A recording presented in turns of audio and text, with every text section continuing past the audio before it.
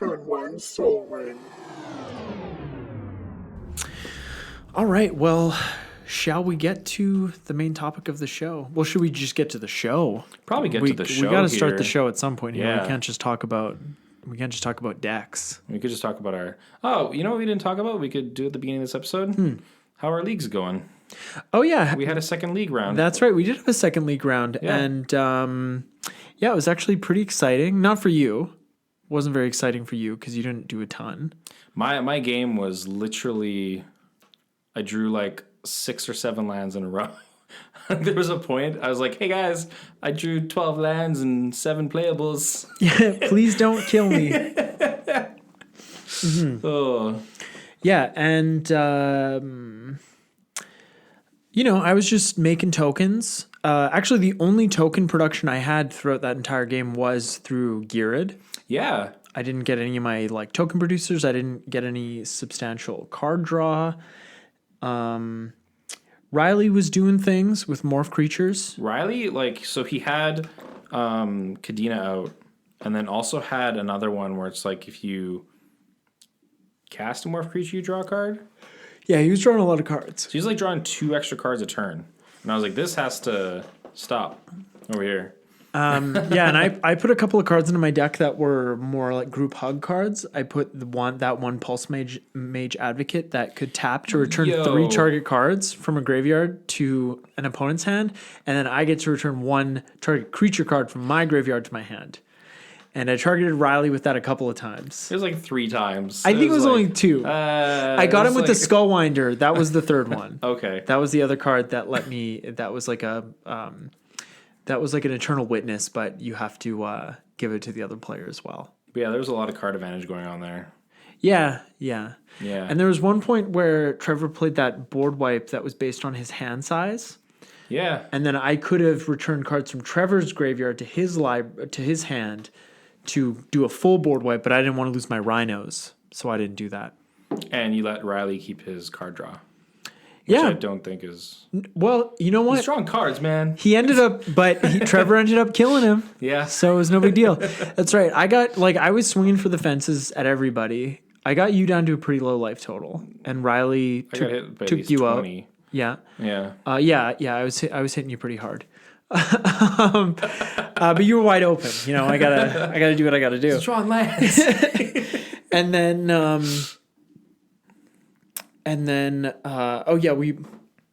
did we talk about those barter points that we use? I think we probably did, but I gave Riley all my barter points at one point in the game so that he wouldn't attack me.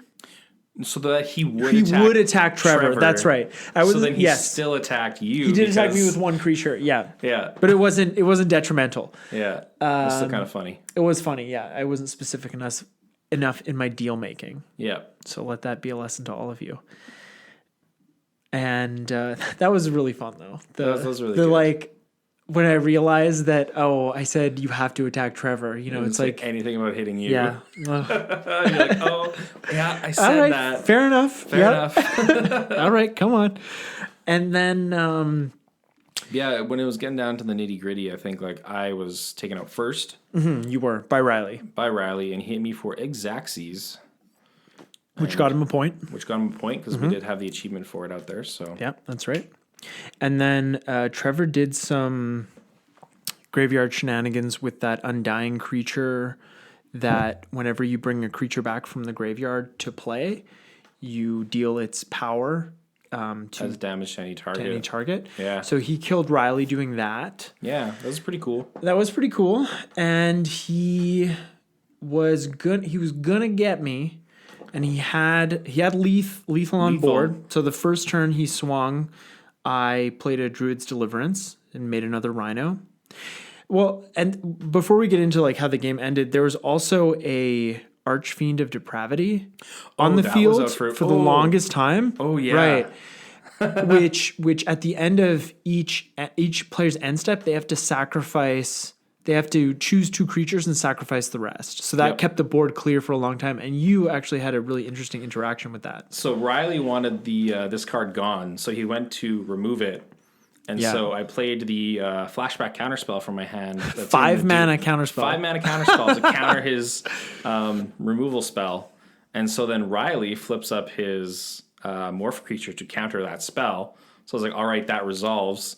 With your destroy spell still in the stack, I cast the counter spell with flashback.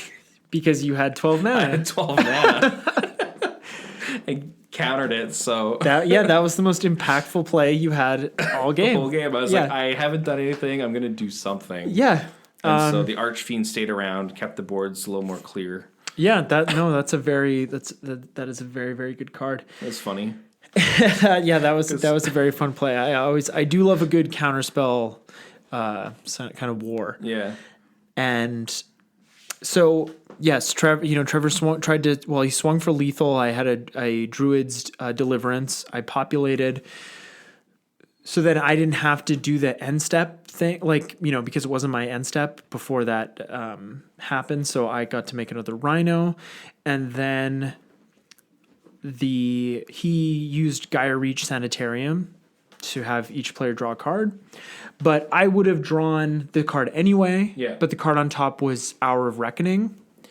So that's destroy all non-token creatures. And all of Trevor's creatures were token creatures. A couple of mine were tokens, but I had lethal once his creatures were gone. Yeah. And I swung for lethal and won. Yeah, all those rhinos with trample. So yeah, it was a very fun, it's one of those heart of the cards top deck scenarios where you're just like, that's, it's like, I guess you're just what I needed. One card I needed. Yeah. So that, and I put Austere Command into the deck, and that wouldn't have been enough. No. So you needed that non-token Wrath effect. Yeah, that was the perfect thing. Yeah. But that was a very fun. Game. I feel like it wasn't a very long game. It was very fast. It was fun for you guys. Yeah, it wasn't. It wasn't fun for you.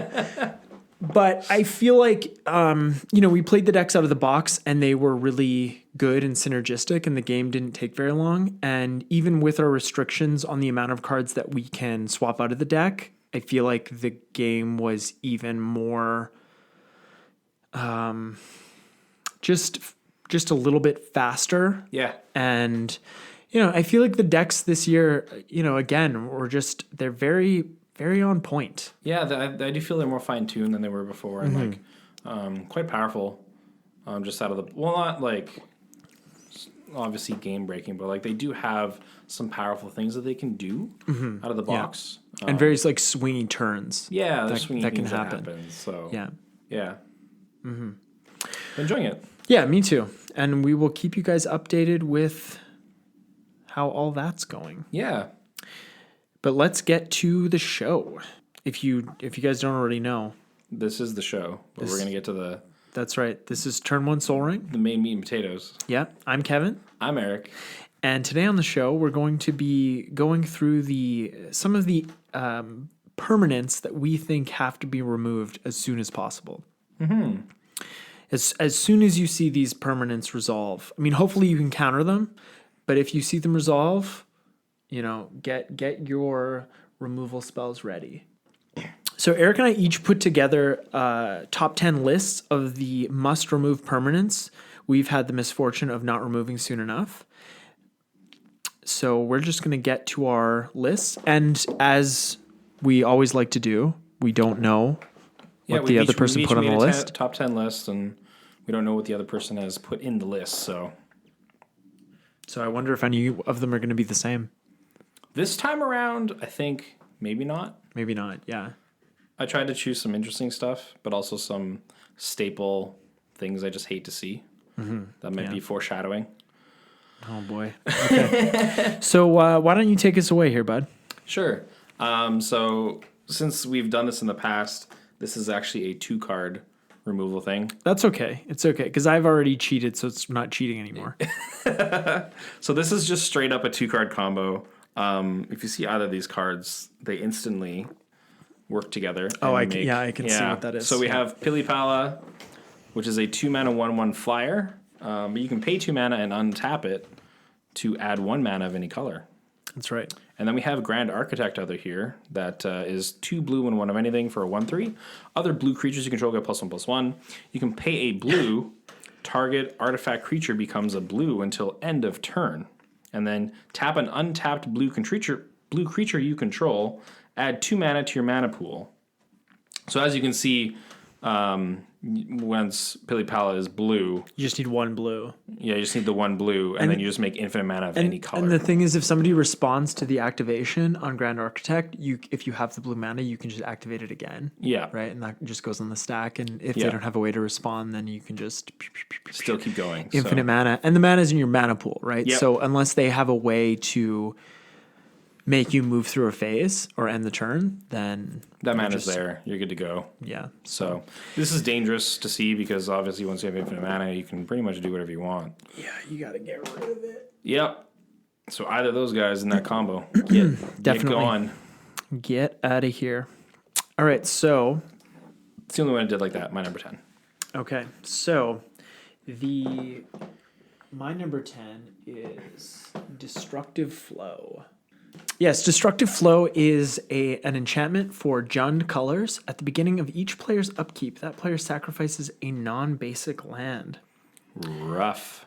Yeah, it is rough because, there are a lot of 2 and 3 color mana bases running around, and this card can definitely take care of a lot of those dual lands, a lot of those utility lands.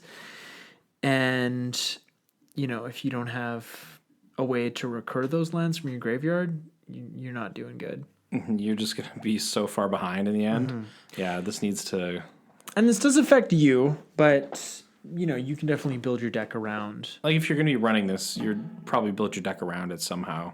Whether or not it's basic lands or just being able to recur lands from your graveyard. Yeah. Yeah. Rough. That's why it's 10. It's, not that bad. Yeah. Your number 10 was, way worse.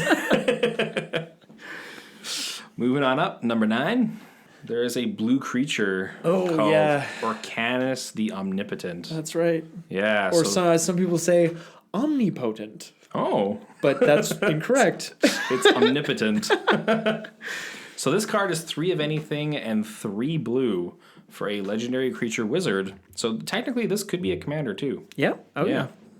It's a 3/4, and you can tap it to draw 3 cards. Okay, that's value. That's really good. Yeah, that's really good. You can also pay 2 of anything and 2 blue to return it to its owner's hand. So protection.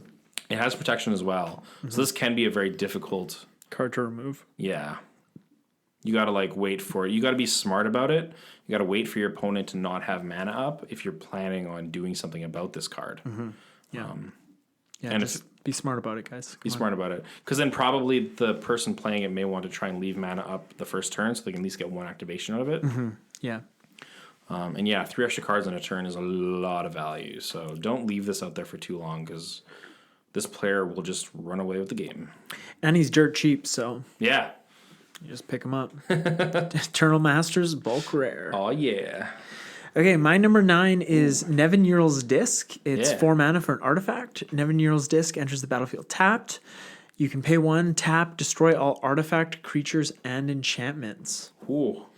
So you really want to remove this before it has a chance to untap.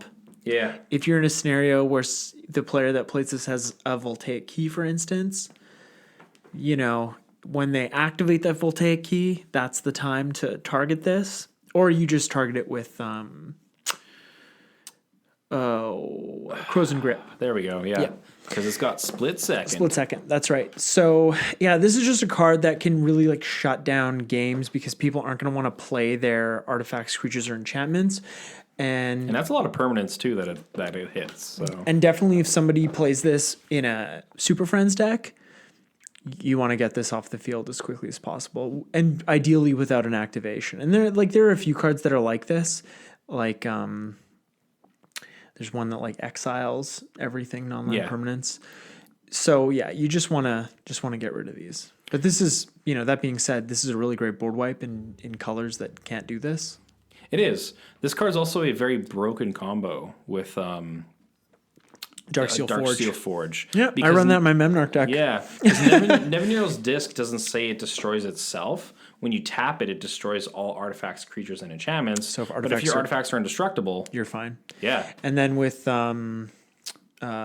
with like a Voltaic key or Manifold key or even Tezzeret the Seeker, you can untap this thing very easily. Oh yeah, on the same turn. So on the same turn. Yeah, that is a scoopable offense. Yeah, if you see someone with Darksteel Forge and this out and you can't do anything about it, they just wrath the board every turn and get to play their game, and you don't get to play. Or yeah, they wrath, especially if they have an unwinding clock, then they definitely wrath the board every turn. Oh yeah, on everybody's turn. Yeah, and your Tezzeret the Seeker is fine. It's a planeswalker. All right, moving on down. Number 8. I decided to throw in the old Seedborn Muse. Yep. This was even printed in the new Commander decks. That's right. Oh, Yeah. wow. How did this not make my list? So 3 of it, because there's so many good cards out there. There are. There really are. So Seedborn Muse is 3 of anything and 2 green for a 2/4 spirit. Untap all permanents you control during each other player's untap step. That's a lot of power because... Yeah, especially considering Prophet of Krufix is banned. Yeah. And it has that effect. It has that effect on it. So Well, it's just creatures and lands. It's not all your permanents. untap all permanents you control. No, I'm saying Prophet of Krufix. Oh, right. Has a stipulation. But Prophet lets you cast creature spells at instant speed, which is really, really good. Super good. If the Seaborn Muse did that, it'd probably be banned too. Well, that's why. Yeah, this card is just you're getting it's almost like you're getting a turn on everyone else's turn. Mm-hmm. You know, it's sort of like when someone repeatedly says, "I have effects on your upkeep." Yeah. That's not a good phrase to hear. You don't want to be hearing that all the time. Yeah. Yeah. That's not something. So if you see the Seedborn Muse drop, like, Get rid of it. you usually want to get rid of it. Get rid of it before the next upkeep, I Yeah. would say. Okay, my number 7. No, this is my number 8. Is Smothering Tithe. It's a newer card. It's 3 and a white for an enchantment. Whenever an opponent draws a card, that player may pay 2. If the player doesn't, you create a colorless treasure artifact creature token with sacrifice this artifact. Add 1 mana of any color to your mana pool. I like this. No one pays 2. Nobody pays 2. Nobody pays 2. Why Like, would you pay 2? Why exactly? And Ristic Study, it's 1. Yeah. The difference between 1 and 2 is huge. It's very large, and also this one seems more unassuming. Because it's mana. It's mana. It's not drawing another card. But it's still extremely powerful. And it doesn't, like you can sacrifice these treasures for mana, but if other cards allow you to have effects to sacrifice permanents or artifacts, you can get value that way too. Exactly. So you're gonna amass so many artifact tokens Yeah. in such a short time. This card has got to go. Yep. Agreed. It's just a sleeper. Oh yeah. Yeah. That's exactly what white needs. So, moving on to the 7 spot. This is what I was kind of referring to at the beginning of the episode. Yeah. No, you've railed against this card before. Yep. Vorinclex, Voice of Hunger. So 6 of anything and 2 green for a 7/6 trample. It's a Praetor. It's big. It's going to smash your face in. But also, Yeah, that wasn't enough. whenever you tap a land for mana, add 1 mana to your mana pool for any type that land produced. So he doubles your mana. And then whenever an opponent taps a land for mana, that land doesn't untap during its controller's next untap step. Oof. So it's not only, it's like mana quadrupled because yours are all doubled and your opponents are all halved. Mm-hmm. So it's rough. Yeah, and I mean, I definitely don't want to see this card, but the person that removes it using their lands, they're a martyr. Like Yeah. they are a hero among us all. You are the hero in this game at the moment. I might not remember that you're a hero on my next turn, but right now You're the hero. You did it. Yeah. Yeah. It's funny because I have a Praetor on my list just further down, so we'll have to see. Oh, we might have more to see how cards that on goes. here that are similar than I thought. Right. Okay, so my number 7 is Aura Shards. It's 1, a green and a white for an enchantment. Whenever a creature enters the battlefield under your control, you may destroy target artifact or enchantment. Ooh boy. Yeah, so this is an old card, but it's definitely a very good card. And in Commander, we're usually running a few artifacts or enchantments in all of our decks, and Aura Shards will destroy all of them. Yep. It destroys one at a time, but it will destroy one at a time, all of them. The nice thing about Aura Shards is that once it's destroyed everything else, it does have to target itself. So that's fine, but it definitely is. It definitely is a card where, just like Nev's Disc, where we're just like, I'm just gonna stop playing this permanent type until I can deal with this. Pretty much, because like this is going to be on the battlefield till someone gets rid of it. It's funny how many enchantments. 3 enchantments for me so far. And an artifact. And an artifact, but it's just that enchantments are the hardest permanent to remove. Yeah. Right? So. And Aura Shards removes them. That's right. No, I love playing like Aura Shards and Harmonic Sliver. So good. Boom, boom, boom, boom, Yeah. boom. But, when I'm on the receiving end, Yeah. not so fun. Get it out of here.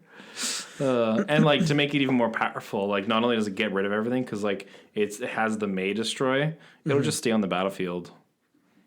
Yeah. Son of a bitch. That's right. It is May. Yeah. I totally read that wrong. Yeah. making It's, sure, it's yeah. Harmonic Sliver that is It doesn't have must. It has the Yeah. must. But yeah, so you can't just leave it on the battlefield. Ugh, it's better than I thought. Yeah. All right, moving on to 6. Yes. Number 6, I have another Praetor. Yeah, I thought about that one. So Sheldred Whispering One is 5 of anything and 2 black for a 6/6 Praetor. It has Swamp Walk, which is pretty nice. Yeah, it's fine. But If you have like Yawgmoth, right? Yeah. Or Tomb of Yawgmoth. What's it called? The land. Urborg? Urborg, yes. Yeah. Thank you. Yeah, everyone just has swamps and you can just swing happily. That's right. But also, at the beginning of your upkeep, return target creature card from your graveyard to the battlefield. Well, that's some value. On top of that, at the beginning of each opponent's upkeep, that player sacks a creature. Yeah, this card is really rough to play against. Oh, it's so rough. It is definitely up there. I think it's actually worth more than Vorinclex, too. Well, they all got reprinted in Iconic Masters, right? I was just looking at it. Sheldred's up to it was 18 or something. Yeah, well, Yeah. they're great. They're just great commander cards. They always will be. Yeah, you can use it as your commander if you want. Even Urbrask is a good commander card. He's like the worst of them, but Still good. overall good. Yeah. Yeah. But yeah, obviously you want to get rid of this because You don't want to sacrifice your creatures. you want to sacrifice your creatures and your opponent is getting creatures out of the graveyard. Yeah. Yeah. This guy, he's the worst. Completely one-sided. There's so much board value out of this card. You gotta get a gun. That was a very powerful set. A very powerful block. Yeah. Yeah. All right, my number 6 is Intruder Alarm. It's 2 and a blue for an enchantment. Creatures don't untap during their controller's untap steps. Whenever a creature comes into play, untap all creatures. So I would say that normally when you see this card, it's probably part of a combo. Yeah. Like it itself isn't a combo piece, but with like a zombie or something where you're bringing a lot of creatures into play and then like attacking with them or drawing cards or that kind of thing. So when I see this card, I definitely get a little leery about what they're trying to do with it because it's usually not just a value engine. No, people aren't just going to use this for value engine. They're going to be using it to win the game in some way most of the time. Yeah. Yeah. I think usually if you're playing this, you can win that turn. So get rid of it. Yeah. Yeah, some people may think this is unassuming because it's like, oh, it just untaps when a creature enters. But it's like, yeah, when someone has a bunch of mana rock, like mana dorks. Mana dorks, yeah. This just goes nuts. Yeah. I'm gonna float a bunch of mana. Okay, play a creature. Yeah. Untap everything. Float mana. Yeah. Yeah. And if you have that card, it's like Elixir something. It's not it's like you can use abilities of creatures. Oh, the turn they come out, like without summoning sickness. Yeah, the card's 1,000-Year Elixir. Yeah. And it's a 3-mana artifact. You may activate abilities of creatures you control as though those creatures had haste. And then if that wasn't enough, you can pay 1 to tap 1,000-Year Elixir and untap target creature. So that's even. This card's $12.99 on Card Kingdom. Oh man. Yeah, this is a great card, especially doing something like this. But even in a deck, you know, not in blue, but there are ways in red and even green to give all your creatures haste. Exactly. And just amass a huge board state using this card with untap effects and just swing for lethal. So, yeah. Get a gun. All right. 5? 5. Smothering Tithe. Look at that. Nice. You got to get rid of that card. You do. I put this one up higher than you did. And reasoning was like, this is, again, like, I think I said this, but it's very unassuming. Yeah. You're like, oh, you know, it's fine. Oh, I'm not going to pay. Yeah. Yeah. But And it's also drawing a card, right? It's not because casting a spell is more of an investment. yeah. Whereas drawing a card is just something that we don't have to. When you don't have to pay mana for something, it seems like it's less. I don't want to say less powerful, but it just seems more normal. Like we're doing it all the time, so we don't think about it as much as casting a spell. We do that more with intent. We just draw a card at the beginning of our turn. That's just what we do. That's part of it. It's like, I don't want to know what I'm doing on my turn. Yeah, I don't know. 2 mana. I don't know what I'm doing. Yeah, I don't want to pay 2 mana now, and then I can't use the mana. Doesn't make any sense. Yeah, so it's definitely. What a great card, though, huh? Yeah, they really hit it out of the park with that one. Yeah, should have bought more copies when it first came out. Okay, my number 5 is Palancron. It's 5 and 2 blue for a 4/5 illusion with flying. When Palancron enters the battlefield, untap up to 7 lands. Then you can pay 2 and 2 blue, return Palancron to its owner's hand.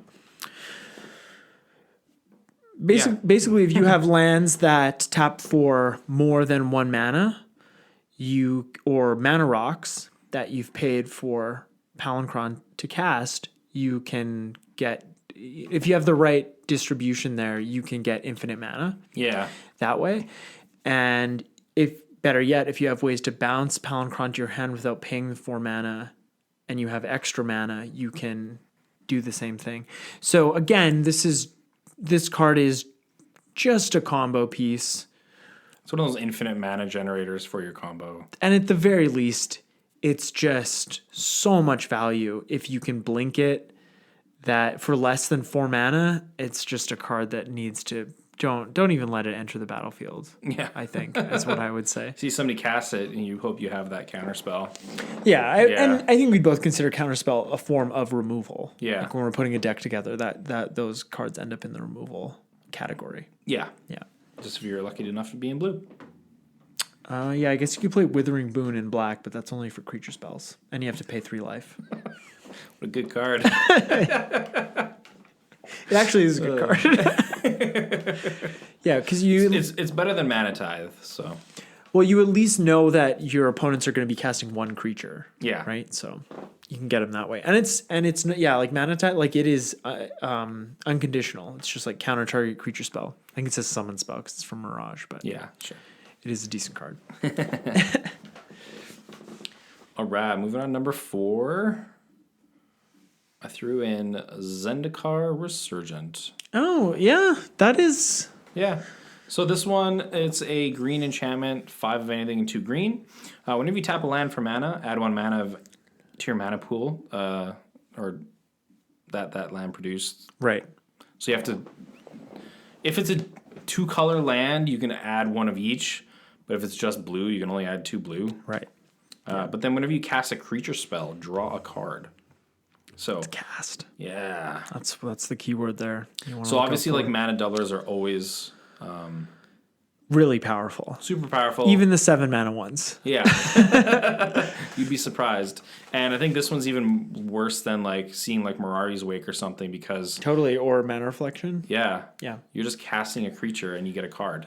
This card is really, really good. Yeah, Yeah, really, I think like a really underrated card. I think that 7 mana cost kind of turns people off, but I think so. If you think about Mana Reflection, it's only 1 more mana, and you're getting that card draw. Like Out of it. this would be a good card if you didn't get the card draw. Yeah, The card draw just makes it a home run. Yeah. I love this card. Oh, it's so good.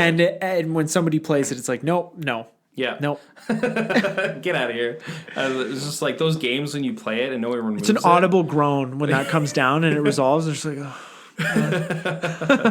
But the games where you have it, no one removes it, it feels so good. Okay, so my number 4 is Dream Halls. Oh. It's 3 and 2 blue for an enchantment. I've had a lot of enchantments, eh? Yeah. Rather than pay the mana cost for a spell, its controller may discard a card that shares a color with that spell. So this is within, without. Yes. Yeah, that's the flavor text. Yeah. This is definitely, again, can be a combo piece, but I feel like this is a card that just gets you to your combo faster. Yeah. And I run this in most of my blue decks just because it can get you there. And especially, I think it's less common to have to play against monocolored decks in Commander. So even though it's a symmetrical effect, players aren't getting that same value off of it. Yeah. So because of that, you should definitely get rid of this card as quickly as possible, because anytime a player is allowed to cheat mana cost, they're doing something very, very powerful, and they're doing something where they're pulling ahead of you in a significant way. So just if you see Dream Halls, get rid of it and pick yourself up a few copies because it's on the reserve list. Oh yeah, and it's relatively cheap for a reserve list card. I think it was originally printed in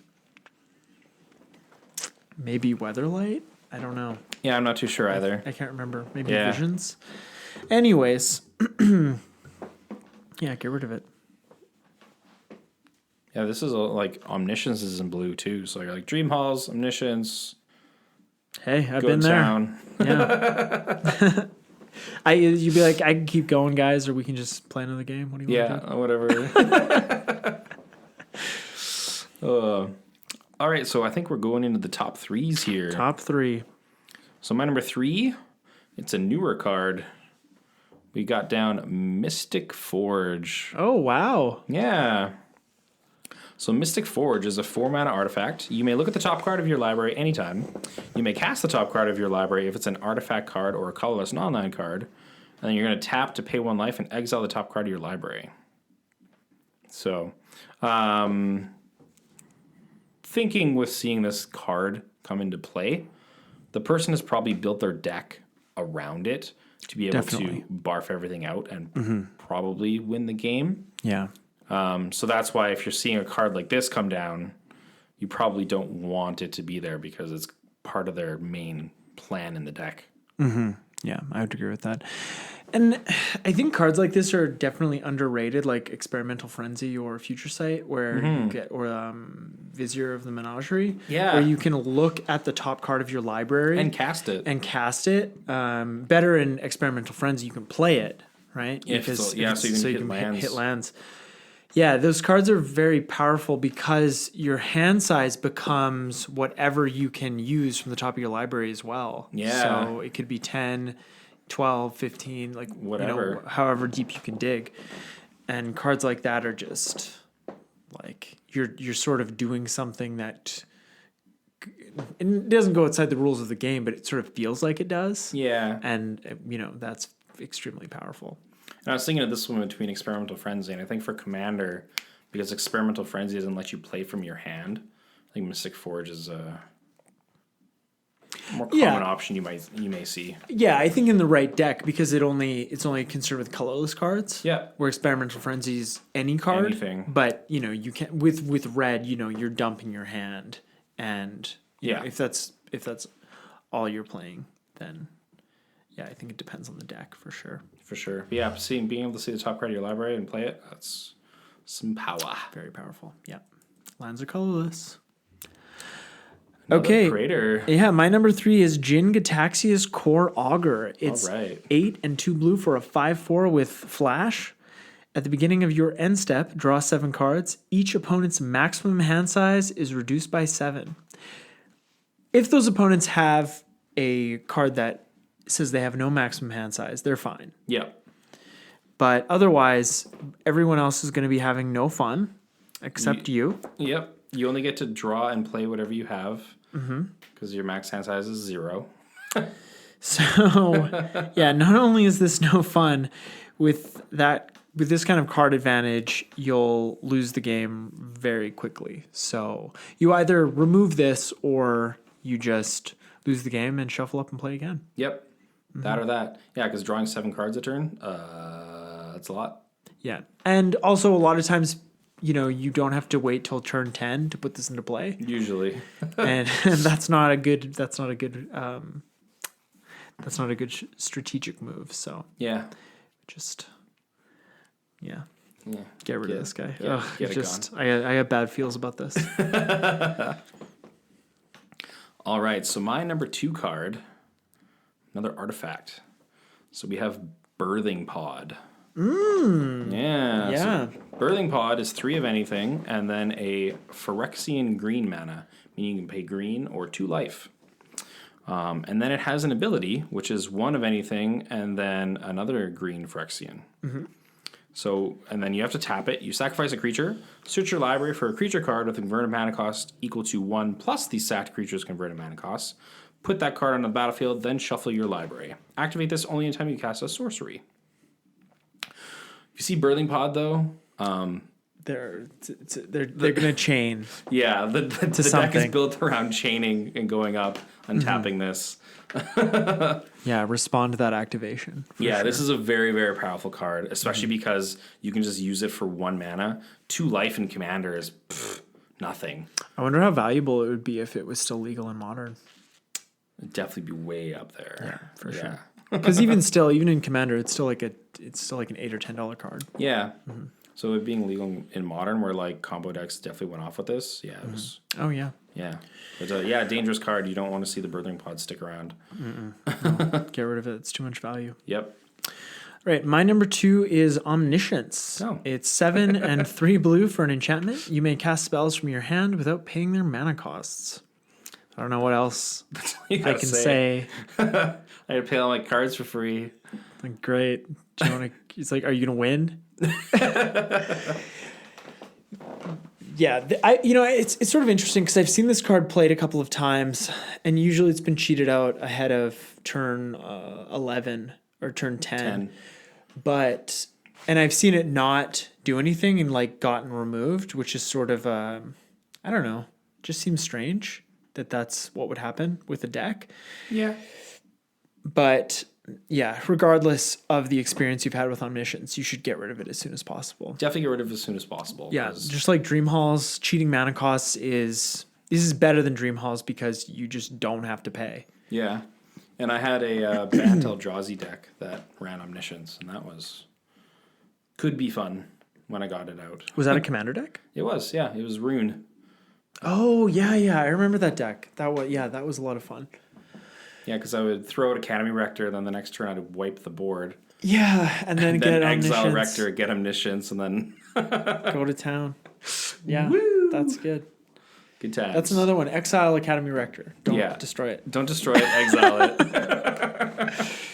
This is also really good with the Eldrazi because you still cast the card. It's just without paying its mana cost. You still get all the cast triggers. So yeah. So if you weren't sure if Omniscience was good, it's good. It's good. It's good. And it just got a reprint in not just, but it was M19, so yeah, it's still it's on the cheaper side. Yeah, because it's got that nice fresh reprint. On to our number one cards. Yeah. Mine is the good old doubling season. So this is 4 of anything in a green. If an effect would put 1 or more tokens onto the battlefield under your control, it puts twice that many of those tokens. If an effect would place 1 or more counters on a permanent you control, it places twice of those counters on that permanent instead. So this just doubles everything, as the name says. Yeah. Yeah. You obviously play this and nothing happens, but don't leave it out there. Yeah, exactly. No, and also on the other side, don't play this and then not play like a Planeswalker or something. Yeah. To get the value off of it. That would be my advice. Yeah. Anyways. But yeah, once you see this come down, especially in a Super Friends deck, you're like, that's scary because it's gotta go. There's a lot of Planeswalkers where you just play them and ultimate them right away, and that ends games. For sure. Oh, Yeah. yeah. All right. Well, my number one is Send Triplets. Ooh.